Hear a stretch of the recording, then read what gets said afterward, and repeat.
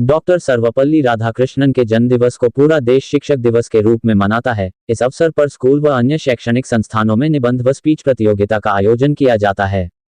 डॉ सर्वपल्ली राधाकृष्णन जी का जन्म 5 सितंबर 1888 को हुआ था। जिस तरह एक सुनार सोना तपाकर उसे सही आकार देता है, ठीक उसी तरह शिक्षक भी खुद तपकर विद्यार्थियों को सफलता के शिखर की ओर पहुंचाता है। शिक्षक एक दीपक की तरह जलकर अज्ञानता के अंधेरे से ज्ञान की रोशनी में छात्रों को लाता है और उन्हें काबिल बनाता है। समाज में शिक्षकों के योगदान को सम्मानित करने के लिए प्रत्येक वर्ष 5 सितंबर को शिक्षक दिवस के रूप में मनाया जाता है। ये दिन शिक्षकों का आभार व्यक्त करने के लिए होता है।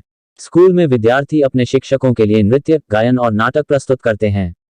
वहीं जो छात्र काबिल बन जाते हैं, वो भी इस दिन अपने शिक्षकों से मिलकर उनका आभार व्यक्त करते हैं। बता दें, भारत के पहले उपराष्ट्रपति और दूसरे राष्ट्रपति डॉक्टर राधाकृष्णन के जन्मदिवस को शिक्षक दिवस के रूप में मनाया जाता है। उनका जन्म 5 सितंबर 1888 को तमिलनाडु के तिरुत्नी में हुआ। डॉक्टर सर्वपल्ली राधाकृष्णन जी का जीवन परिचय। डॉ राधाकृष्णन के विचार आज के युग में भी काफी प्रासंगिक हैं। राधाकृष्णन ने अपने लेखों और भाषणों के माध्यम से विश्व को भारतीय दर्शन से परिचित करवाया। वे भारतीय संस्कृति के प्रख्यात शिक्षाविद, महान दार्शनिक और एक आस्थावान हिंदू विचारक थे।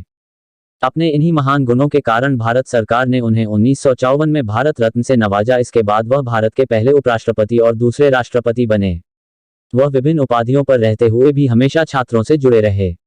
बता दें, डॉ साहब अपने राष्ट्र प्रेम के लिए भी विश्वविख्यात थे। उनका कहना था कि शिक्षक समाज के एक ऐसे शिल्पकार हैं जो बिना किसी मोह के इस सम्मान को तरसते हैं। शिक्षक का कार्य सिर्फ किताबी ज्ञान देना ही नहीं, बल्कि उन्हें समाज की परिस्थितियों से छात्रों को परिचित भी करवाना है। साहब के जन्मदिवस को पूरा देश शिक्षक दिवस के रूप में मनाता है। इस अवसर पर स्कूल व अन्य शैक्षणिक संस्थानों में निबंध व स्पीच प्रतियोगिता का आयोजन किया जाता है। गुरु गोविंद दो खड़े काके लागू पाए, बलिहारी गुरु आपने गोविंद दियो बताया।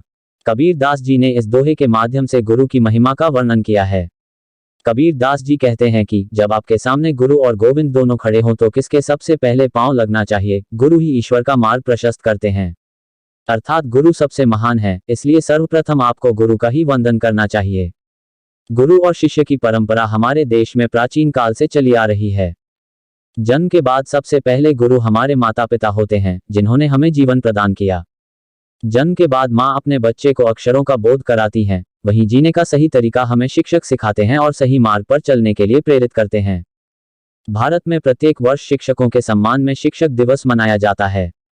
इस भारत देश के पहले उपराष्ट्रपति और दूसरे राष्ट्रपति राधाकृष्णन जी का जन्म 5 सितंबर 1888 को तमिलनाडु के तिरुत्नी में हुआ था। इन्होंने अपने जीवन के 40 वर्ष तक अध्यापन कार्य किया। इस दौरान उन्होंने लेखन कार्य भी किया और कई बहुप्रसिद्ध विश्वविद्यालयों में प्रोफेसर व प्राध्यापक भी रहे। साल 1962 में भारत के पहले उपराष्ट्रपति का पदभार संभालने के बाद डॉ सर्वपल्ली राधाकृष्णन के दोस्त, शिष्य व अन्य सगे संबंधियों ने उनका जन्मदिन मनाने की अनुमति मांगी।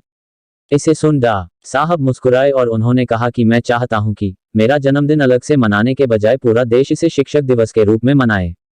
इस दिन से प्रत्येक वर्ष उनके जन्मदिवस को शिक्षक दिवस के रूप में मनाया जाता है। साहब की सादगी सबको मोहित कर देती थी।